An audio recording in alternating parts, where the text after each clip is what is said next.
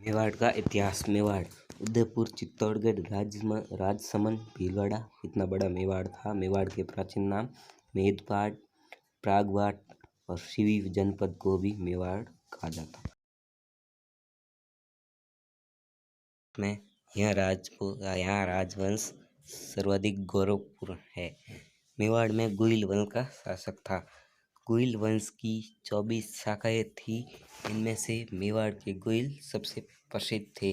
मेवाड़ के गुइल सूर्यवंशी हिंदू थे। रावल मूल नाम था कालभोज।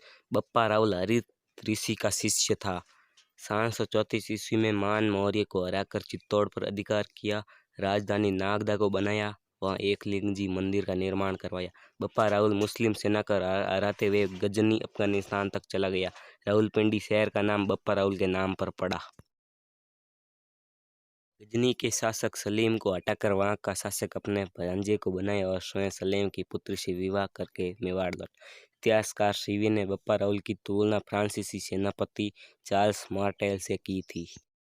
और मेवाड़ में सोने के सिक्के चलवाए जिसका वजन था 115 ग्राम। उपाधियां थी हिंदू सूरज, राजगुरु और चक्रवे और समाधि है। पढ़ेंगे अल्लट के बारे में। अन्य नाम था आलू रावल और उसने अपनी दूसरी राजधानी आहड़ को बनाया। आहड़ में वरा मंदिर, विष्णु का मंदिर बनाया। मेवाड़ में नौकरशाही प्रशासनिक व्यवस्था की शुरुआत की।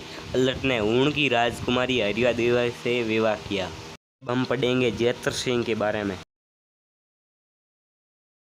भूताला का युद्ध 1234 ईस्वी में हुआ था। जैतर सिंह और इल्तुतमिश के बीच में जैतर सिंह विजय हुआ। भूताला युद्ध की जानकारी जयसिंह सूरी की पुस्तक अमीर मद मर्दन से मिलती है। इल्तुतमिश ने वापस जाते समय नागदा को लूट लिया। जैतर सिंह ने नई राजधानी चित्तौड़ को बनाया। जैतर सिंह का शासनकाल मध्यकालीन मेवाड़ का स्वर्णकाल कहा जाता है। रतन सेन 1302 से 1303। इसका छोटा भाई कुंभकर्ण था। नेपाल में राणा शाका का शासन स्थापित किया था। अलाउद्दीन खिलजी का चित्तौड़ पर आक्रमण 1303 में हुआ था। आक्रमण के कारण थे अलाउद्दीन खिलजी की साम्राज्यवादी नीति, सुल्तान के लिए प्रतिष्ठा का सवाल, मेवाड़ का बढ़ता हुआ प्रभाव, रानी पद्मिनी की सुंदरता। यही कारण थे कि अलाउद्दीन खिलजी ने चित्तौड़ पर आक्रमण किया था। रानी पद्मिनी सिंहल द्वीप की राजकुमारी थी और उनके पिता का नाम था गंधर्व सेन, माता का नाम चंपा देवी। और राघव चेतन ने अलाउद्दीन खिलजी को पद्मिनी की सुंदरता के बारे में बताया था। 1303 में चित्तौड़ में पहला साका हुआ था। रानी पद्मिनी ने 1600 महिलाओं के साथ जोर किया था। रतन सिंह के नेतृत्व में केसरिया हुआ था। और साका जोर और केसरिया जब होता है तो उसे साका कहते हैं। रतन सिंह के सेनापति थे गौरव बादल। अलाउद्दीन खिलजी ने चित्तौड़ पर अधिकार कर लिया था 1303 ईस्वी में। चित्तौड़ का भार अपने पुत्र खिजर खां को सौंपकर चित्तौड़ का नाम खिजराबाद कर दिया और अलाउद्दीन खिलजी दिल्ली लौट गया। खिजर खान ने गंभीर नदी पर पुल का निर्माण करवाया था। खिजर खान ने चित्तौड़ में एक मकबरे का निर्माण कराया जिसमें एक फारसी अभिलेख है जिसमें खिलजी को ईश्वर की छाया तथा संसार का रक्षक बताया था। कुछ दिनों के बाद चित्तौड़ का भार मालदेव सोनग्रह को दे दिया गया। मालदेव सोनग्रह को मूछथाड़ा देव मालदेव भी कहा जाता है। रतन सिंह रावल उपाधि का प्रयोग करने वाला अंतिम राजा था। पद्मावत इसके लेखक थे मलिक मोहम्मद जायसी। इसे अवधी भाषा में 1540 ईस्वी में लिखा गया है। मनोत नैन्सी तथा जेम्स टोड ने पद्मावत की कहानी को स्वीकार नहीं किया था। दूसरा है अमीर खुसरो जिसने पुस्तक लिखी थी खजाइन चल फुतू। उपनाम था पुस्तक का तारीख एक अलाइन।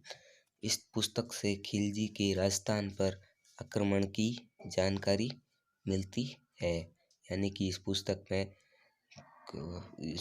में अमीर खुसरो ने बताया है कि अलाउद्दीन खिलजी ने चित्तौड़ राजस्थान पर कैसे आक्रमण किया था। तीसरा है हेमरतन सूरी। हेमरतन सूरी ने पुस्तक लिखी थी गौरा बादल की चौपाई। अब हम पढ़ेंगे राणा हमीर के बारे में। राणा हमीर, जिनका शासनकाल था 1326 से 1364 तक। राणा हमीर ने बनवीर सोनगरा को हटाकर चित्तौड़ पर अधिकार कर लिया। बनवीर सिसोदा ग्राम शाखा का था, इसलिए गुइल वंश की सिसोदिया शाखा का शासन प्रारंभ हुआ। ने राणा उपाधि का प्रयोग किया। हमीर को मेवाड़ का उद्धारक कहा जाता है। कुंभलगढ़ प्रशस्ति में हमीर को विष्णुघाटी पंचानन कहा गया है। सिखप्रिया पुस्तक में हमीर को वीर राजा कहा गया है। हमीर ने चित्तौड़ में बरवड़ी माता अन्नपूर्णा माता का मंदिर बनवाया। गुइल वंश की इष्ट देवी आराध्य देवी कहते हैं अन्नपूर्णा माता को, और गुइल वंश की कुल देवी है बाण माता। सिसोदिया गांव का संस्थापक राहाप था। में चांदी की खान प्राप्त हुई। बंजारे ने पिछोला झील का निर्माण करवाया। पिछोला झील के पास नलटनी का चबूतरा बना हुआ है। मेवाड़ मारवाड़ राणा लाखा रावचुंडा, राणा लाखा की पुत्री हंसबाई का विवाह राणा लाखा के साथ हुआ था। राणा लाखा का पुत्र चुंडा और रावचुंडा का पुत्र रणमल।